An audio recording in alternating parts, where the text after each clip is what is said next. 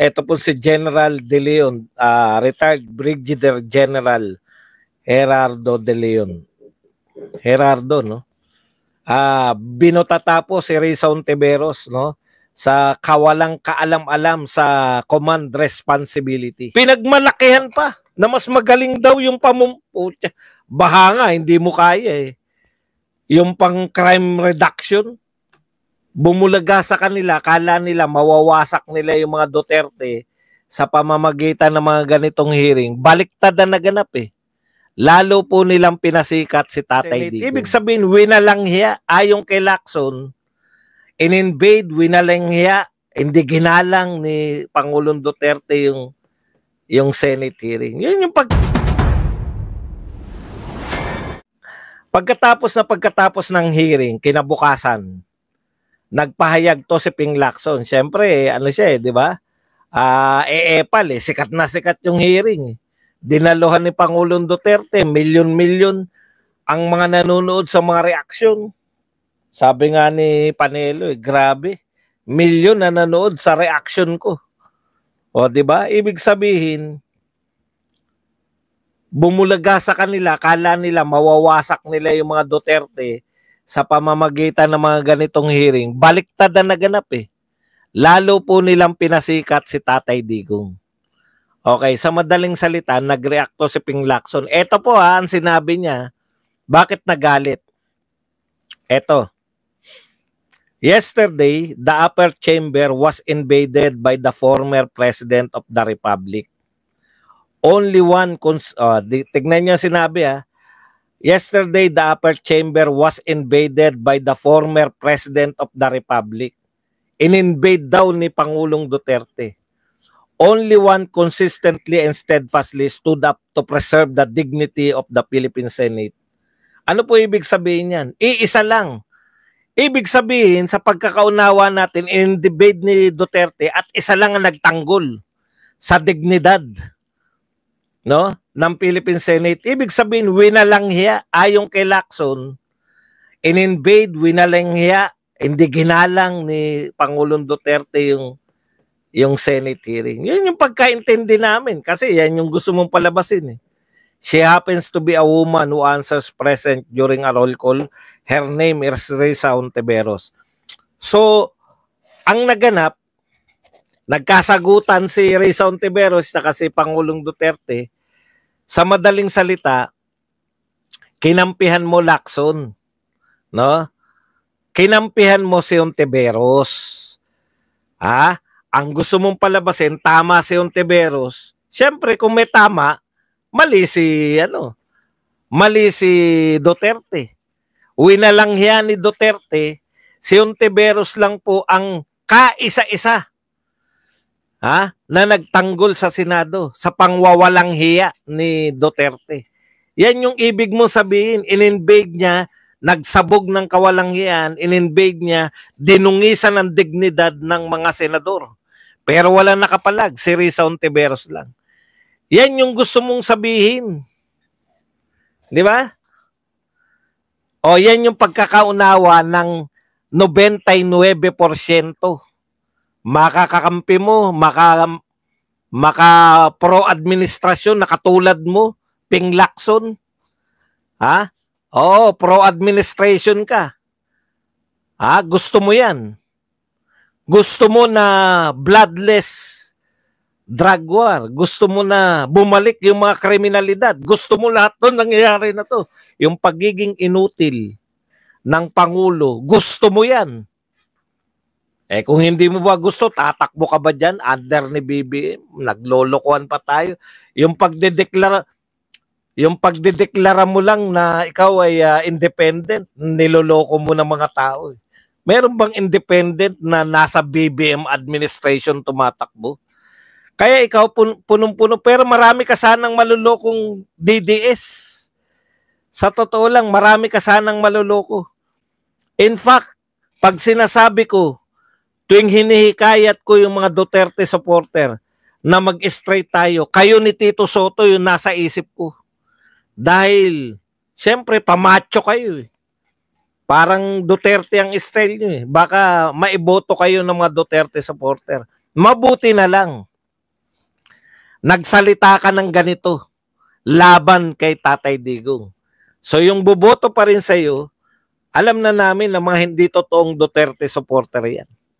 Matapos mong kampihan si Ontiveros laban kay Duterte, boboto ka pa rin. Imposible.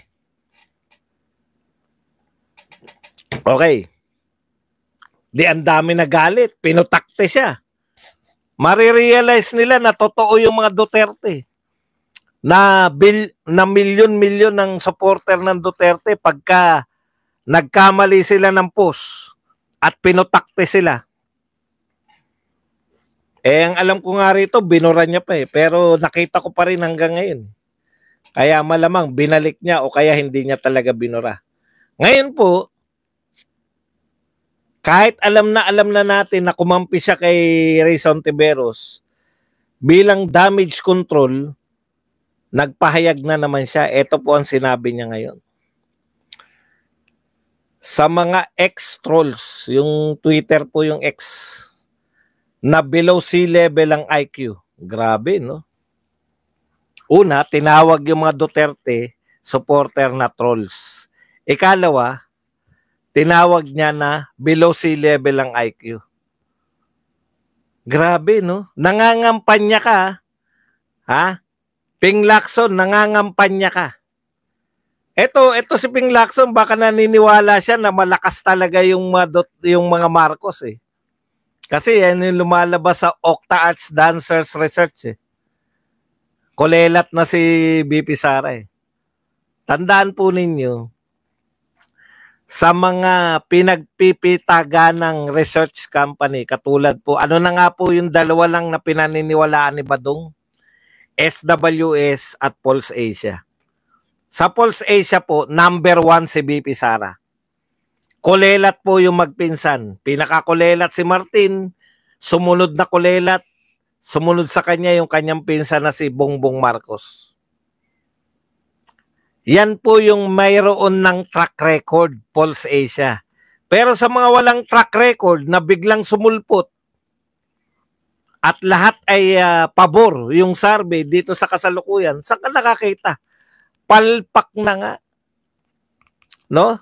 Nagkakamot ng ulo pag anong magagawa natin? Lubog tayo. Dihintayin lang natin na ang tanging solusyon sa bagyo, sa baha, ay hintayin matapos yung humupa yung para makapasok yung rescuer. Tapos, trust at approval rating, mataas. Puta, kahit na yan ang pinakamalaking kaya wala kayong track record pa. Pero yung may mga track record, ibig sabihin, yun noon pa. Yung mga Octa Arts, sa ngayon lang po nakasubaybay sa politika, marami ng katulad ninyo.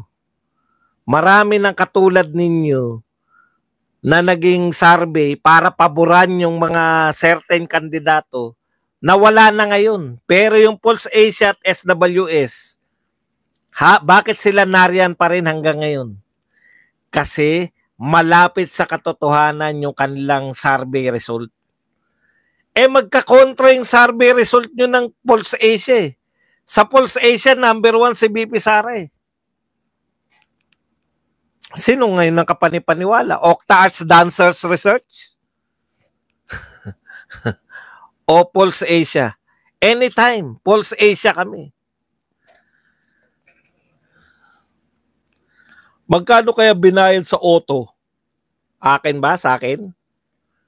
Eto, para malaman mo kung magkano binayad sa akin. Bukas mo na itanong. Okay, balik po tayo.